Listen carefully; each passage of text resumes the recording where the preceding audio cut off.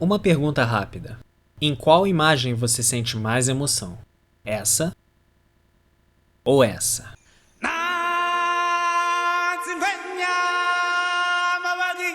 Oi, meu nome é Rodrigo e bem-vindos ao Metalúdicos. Com a estreia do remake de Rei Leão e sua recepção não tão calorosa quanto poderia ter sido, eu parei para me perguntar se quase todo remake ou adaptação de uma obra consagrada estaria sempre fadada ao fracasso, muitas vezes não só de crítica, como também de público. Há um dilema que toda adaptação sofre no que diz respeito a agradar ao público geral ou aos fãs. Se eu te fizesse a seguinte pergunta, o que você acha mais importante? Agradar um público que mal conhece a obra original ou agradar aos fãs? Muitos provavelmente escolheriam a segunda opção, e isso não é por acaso. Como fãs, é natural querermos a maior fidelidade possível, mas a verdade é que essa fidelidade nem sempre pode ou deve ser seguida à risca, justamente por alienar o público geral, já que eles não têm o conhecimento do original. Mas ao mesmo tempo, quando há um distanciamento muito grande em relação ao material fonte, é natural que os fãs se desagradem. É um dilema difícil de resolver e eu diria que o problema é muito mais complexo do que simplesmente mudar a etnia ou sexo de algum personagem, como na recente controvérsia da Pequena Sereia, que é um assunto que pode ser explorado melhor em um outro vídeo. Para resolver esse dilema, eu observei alguns exemplos, tanto ocidentais quanto orientais, e percebi um padrão em muitos deles. Ou eles tentam agradar aos fãs copiando e colando o original para uma nova mídia, ou eles ignoram completamente os fãs e fazem mudanças tão gritantes que fica até difícil de se reconhecer o material fonte. E como você pode imaginar, nenhuma das duas formas funciona. Simplesmente transpor o material, sem o cuidado de criar uma nova identidade visual que ao mesmo tempo respeite o original, mas seja algo que se sustente por si só, é uma tarefa árdua, mas necessária. É óbvio que uma obra que claramente foi feita para ser animação dificilmente funcionaria em live action da mesma forma, já que ela é justamente animação por retratar o que seria difícil com pessoas reais, seja por causa de exageros ou de detalhes que só a mídia da animação consegue realizar. Já o caso de descaracterizar a obra completamente tem mais a ver com a visão muitas vezes errônea do diretor em relação ao original ou o dedo de estúdios multimilionários alienados quanto ao seu próprio público. Mas se adaptações fiéis, como o do Rei Leão, fracassaram, e adaptações que mudam tanto e chegam a insultar a obra original fracassaram da mesma forma, qual seria o caminho a se tomar então? Talvez trazer um novo público à obra? Foi aí que eu percebi 3 características que idealmente estariam presentes em adaptações bem-sucedidas: o timing, a essência e o público-alvo. Semana passada foi lançada na Netflix a nova adaptação de Os Cavaleiros do Zodíaco. Antes mesmo de ser lançado na plataforma, os fãs do anime estavam inconformados com as mudanças feitas, principalmente pelo fato de terem mudado o sexo do Shun. Ao tentar agradar a gregos e a troianos, no caso os fãs do original e um novo público mais jovem, se tem 2 linhas narrativas que não casam bem. O anime adiciona elementos do agrado de um público mais infantil e isso se estende aos personagens, já que não é só o Shun, mas como muitos outros tiveram modificações em suas caracterizações de alguma forma, sendo adicionando uma veia mais cômica no caso do Seiya, ou simplificando ao máximo os traços de personalidade dos outros personagens. É uma versão extremamente resumida e pobre de uma obra que já era simples, mas não simplória. Já no caso de O Rei Leão, indo além do problema do hiperrealismo e da falta de expressividade dos personagens, há uma constante tentativa em explicar momentos do original, como na sequência da Nala fugindo da Pedra do Rei, ou até mesmo modificar importantes mensagens em prol do suposto realismo dessa nova versão. Um dos temas mais importantes do filme, a mensagem do Rafiki, que também é um contra-argumento ao Hakuna Matata, foi simplesmente cortada dessa versão. Ow! Jeez, what was that for? It doesn't matter. It's in the past. Yeah, but it still hurts. Oh, yes, the past can hurt. But the way I see it, you can either run from it or learn from it. Ah, you see? Parece até que tomar responsabilidade por suas ações e seu futuro não é mais uma mensagem relevante nos dias atuais. Se compararmos o Rei Leão com Mowgli de 2016, que inclusive é do mesmo diretor, se vê uma vasta diferença. O filme não só incorpora alguns elementos do livro, como também faz um trabalho visual maravilhoso ao equilibrar o estilo um pouco mais cartunesco dos animais com um 3D também realista. Com isso, vemos animais um pouco mais antropomórficos, capazes de expressar emoções sutis que se perdem completamente no remake de O Rei Leão. Mas então por que o Mowgli funciona melhor como filme, sendo que ele segue basicamente a mesma estrutura narrativa da versão antiga? Como eu disse antes, existem 3 fatores, e no caso do Mowgli, o mais importante deles eu diria ser o timing. Há uma diferença de praticamente 50 anos entre o Mowgli original e o remake.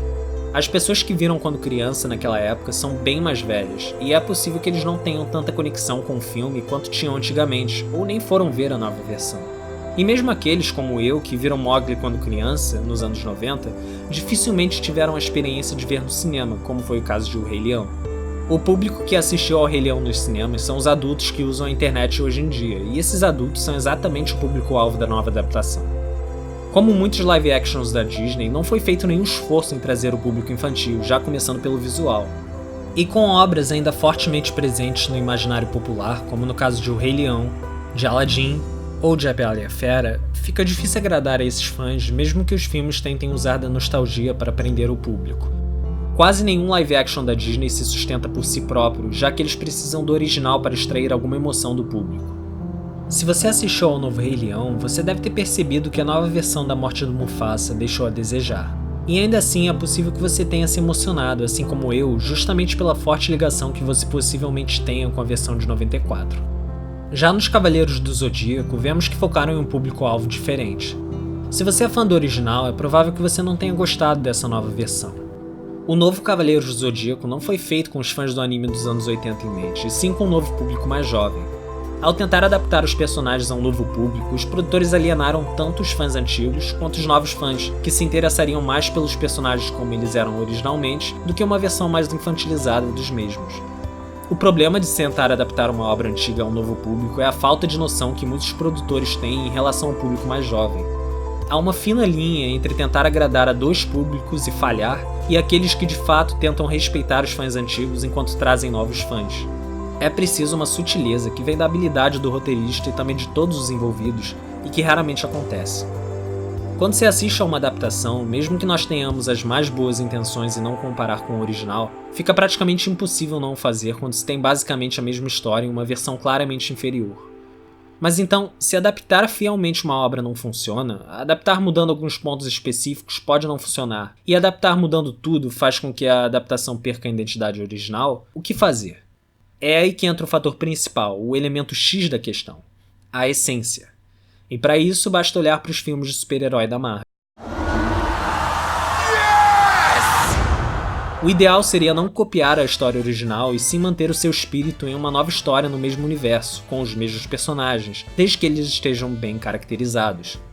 Ao pegar elementos da obra original para compor uma nova história, sem desrespeitar a caracterização dos personagens, criaria-se algo que poderia existir em seu próprio cânone, diferente o suficiente do original, mas com as mesmas qualidades. A ideia de adaptações é gerar receita não só para elas próprias, como também gerar interesse pela obra original. Mas espera aí, as novas versões do Rei Leão e dos Cavaleiros do Zodíaco basicamente contam a mesma história de seus originais. Então por que eles não funcionam?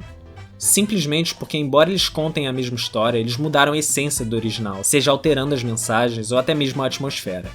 Enquanto o Rei Leão tenta agradar os fãs da versão de 94 e os Cavaleiros tentam agradar a um novo público, eles acabam não agradando a ninguém, justamente por terem perdido sua essência. Mas e no caso do Mowgli, que também perde um pouco de sua essência? Nesse caso, o timing é o maior fator, como eu disse anteriormente.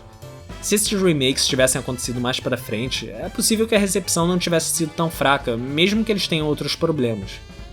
Agora, se você parar para ler as HQs da Marvel, também vai perceber que há milhares de mudanças, não só quanto aos personagens, como também quanto à trama em si. Os filmes da Marvel são mais inspirados pelos quadrinhos do que adaptações diretas. São releituras que acertam nos 3 fatores: possuem um timing certeiro, um público-alvo abrangente e não perdem sua essência.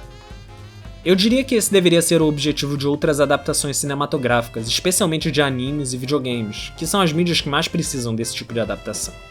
Trazer o público mainstream à cultura nerd não foi uma tarefa fácil, e é aí que muitas adaptações de animes e games pecam. Elas não geram interesse por parte do público geral. Voltando à pergunta inicial, tudo ficaria bem se elas agradassem pelo menos aos fãs da obra original, não é? E é aí que tá meu ponto. Deve-se tentar agradar o público geral e não só aos fãs. Ao fazer boas adaptações, a obra original fica de fora, porém não esquecida. A ideia é transcender os textos base, ousar arriscar e seguir seu próprio caminho. E isso vem do talento, esforço e interesse de cada um que participa de um projeto. Aos meus olhos, as novas releituras de O Rei Leão e Os Cavaleiros do Zodíaco fracassaram pela falta de tentar algo novo. O Rei Leão é meu filme favorito da Disney e eu realmente gostaria que os mais jovens pudessem experienciar uma nova versão do clássico. Já no caso de Cavaleiros, eu nunca fui um grande fã, talvez por não ter crescido assistindo o anime na falecida Rede Manchete, mas o novo anime me fez ganhar uma nova apreciação pelo original. O fato é que dificilmente essas duas adaptações irão apresentar um novo público às obras originais e elas também tampouco se sustentarão por si mesmas. A Marvel é a prova viva de que é possível fazer boas adaptações, e eu ainda acho que no futuro é possível ter boas adaptações de animes e games, desde que essa barreira seja ultrapassada, já que adaptações de quadrinhos são a prova viva de que é possível adaptar essas histórias para outras mídias de forma satisfatória. Esse é meu primeiro vídeo aqui no canal e eu tô muito feliz de poder compartilhar minhas opiniões com vocês. O que vocês acharam do remake do Rei Leão e dos Cavaleiros do Zodíaco? Deixa um comentário aí embaixo pra gente bater um papo. E agora eu vou fazer aquela coisa de YouTube. Se você gostou desse vídeo, deixa um like e se inscreva no canal. Tem vídeo toda semana. Até a próxima, pessoal.